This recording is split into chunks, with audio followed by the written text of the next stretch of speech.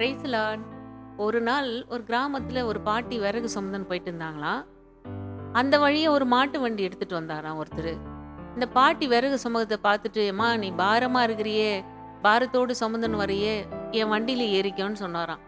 அப்போ அந்த பாட்டி அந்த வண்டியில ஏறிக்கிச்சாம். கொஞ்சம் தொலைவு போன உடனே அந்த வண்டிக்காரர் கேட்டாராம், "என்னம்மா பாரமெல்லாம் போச்சா? தலையில இருக்கிற பாரமெல்லாம் போயிடுச்சா?" அப்படின்னு கேட்டதுக்கு, "எங்க போச்சு?" அப்படின்னு சொல்லிச்சாம் அந்த பாட்டிம்மா. உடனே அந்த வண்டிக்கார் பின்னாடி திரும்பி பார்த்தா, அந்த பாட்டிம்மா அந்த விறகோடு உட்கார்ந்துன்னு இருக்கா அந்த வண்டியில. அப்ப சொன்னாராம், "அம்மா அந்த பாரத்த கீழ எடுத்து வச்சா தானே அந்த பாரம் குறையும்னு" சொன்னாராம்.